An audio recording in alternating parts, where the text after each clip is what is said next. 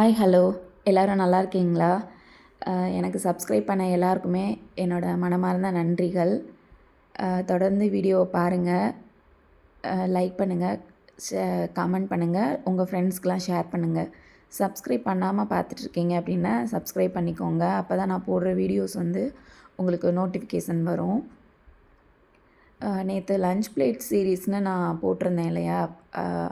அந்த ரெசிபி தான் பார்க்க போகிறோம். எக் கிரேவி அவரைக்காய் பொரியல் பண்ணியிருந்தேன். வாங்க பார்க்கலாம். அதுக்கு வந்து நான் ஃபஸ்ட்டு நல்லெண்ணெய் வந்து எடுத்துக்கிறேன். மோஸ்ட்லி நான்வெஜ்ஜுக்கு வந்து நான் எப்போவுமே நல்லெண்ணெய் தான் சேர்த்துக்குவேன். அதான் டேஸ்ட்டும் நல்லாயிருக்கும், ஹெல்த்தியாகவும் இருக்கும்.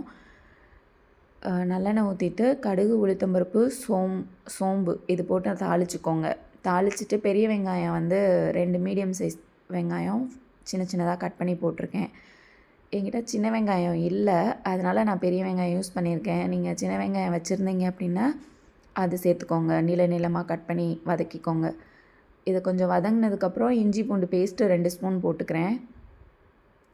இஞ்சி பூண்டு பேஸ்ட் வந்து வீட்டில் அரைச்சி சேர்த்தா தாங்க நல்லாயிருக்கு, ஃப்ரெஷ்ஷாக இருக்குது. கடையில் வாங்குறது இந்த வினிகர்லாம் போட்டிருப்பாங்க இல்லையா?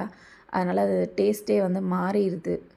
வீட்டில் அரைச்சி சேர்த்தா நல்லாயிருக்கு, டேஸ்ட்டு ஃப்ரெஷ்ஷாக இருக்குது.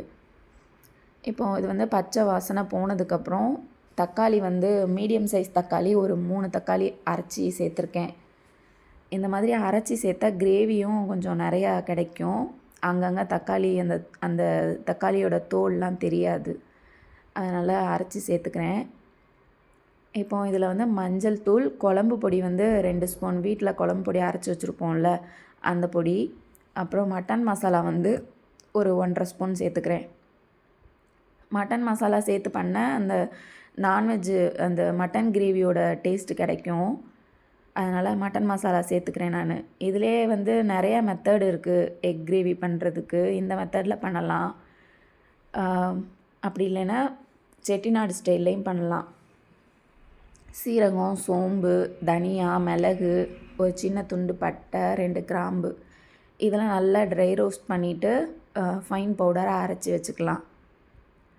அரைச்சிட்டு அந்த பவுடர் கூட யூஸ் பண்ணி பண்ணலாம். இப்போ இந்த மெத்தடும் ரொம்ப கஷ்டமாக இருக்குங்க. பேச்சுலர்ஸ்லாம் பண்ணுறீங்க அப்படின்னா சிம்பிளாக வந்து சில்லி பவுடர், கரம் மசாலா, அப்புறம் வந்து மல்லித்தூள் இது மட்டுமே சேர்த்து பண்ணலாம். லாஸ்ட்டாக வந்து தேங்காய், சோம்பு நல்லா தண்ணி ஊற்றி ஃபைனாக அரைச்சி ஊற்றிக்கலாம். இன்றைக்கி வந்து நான் தேங்காய் சேர்த்து பண்ணலை, தயிர் தான் வந்து சேர்த்துருக்கேன். ஒரு சின்ன கப்பு வச்சு தயிர் சேர்த்துக்கிட்டேன். உப்பு போட்டு தண்ணி ஊற்றி மூடி வச்சுருக்கேன். இது வந்து நல்லா கொதித்து அந்த எண்ணெய் பிரிஞ்சு வரும், கொஞ்சம் திக்கான கன்சிஸ்டன்சிக்கு வரும்.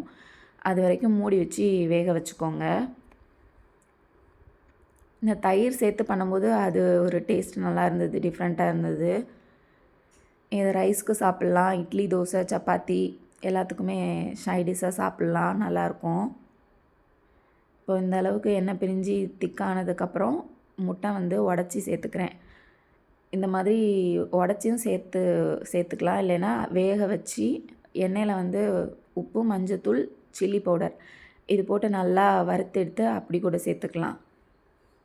எங்கள் வீட்டில் வந்து அது இப்படி உடச்சி சேர்த்து பண்ணால் பிடிக்கும், என் பையனுக்கும் ஹஸ்பண்டுக்கும். எங்கள் அம்மாவும் இப்படி தான் உடச்சி ஊற்றி செய்வாங்க, நல்லாயிருக்கும். நீங்களும் ட்ரை பண்ணி பாருங்கள். ஒரு முட்டை வந்து ஒரு 5 மினிட்ஸ் வெந்தால் போதும். இந்த மாதிரி திருப்பி போட்டு கொஞ்சம் வெந்ததுக்கப்புறம் இந்த மாதிரி திருப்பி போட்டும் மூடி வச்சு வேக ஒரு 2 மினிட்ஸ் வச்சுருங்க, ரெடி ஆயிரும்.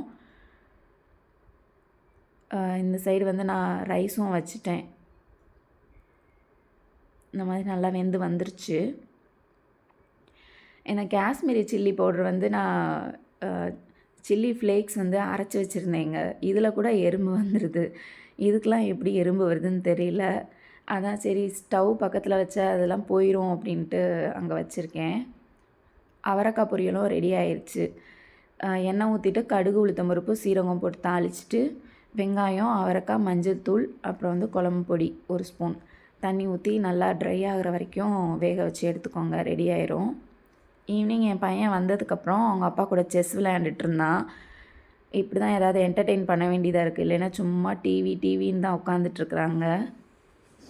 அதுக்கப்புறம் வந்து புக்கு ரீட் பண்ணுறேன்ட்டு ரீட் பண்ணிகிட்டு இருந்தான். நமக்கு தான் எப்போவுமே ரொட்டீன் ஸ்டார்ட் ஆயிரும்ல நைட்டு. என் பையன் என் ஹஸ்பண்ட் வந்து சேலட் கேட்டிருந்தாங்க. அதனால தான் வேர்க்கடலை வேக வச்சுருக்கேன். இதை வந்து வேர்க்கடலை வந்து ஊற வச்சுட்டு ஒரு 3 ஹவர்ஸ் ஊற வச்சுட்டு வேக வச்சிங்கன்னா 3 விசிலில் வெந்துடும். நான் வந்து இன்றைக்கி ஊற வைக்கலை. அதனால் ஒரு 7-8 விசில் வந்து வேக வச்சு எடுத்துக்கிட்டேன். அதிலே வந்து வெங்காயம், தக்காளி, வெள்ளரிக்காய் சின்ன சின்னதாக கட் பண்ணி சேர்த்துக்கோங்க. உப்பு, மிளகுத்தூள் மட்டும்தான் சேர்த்து சாப்பிட்ருந்தோம். நல்லா இருந்துச்சு சிம்பிளாக. இதிலே லெமன் ஜூஸும் சாட் மசாலாவும் கூட நீங்கள் சேர்த்துக்கலாம். அதுவும் நல்லாயிருக்கும்.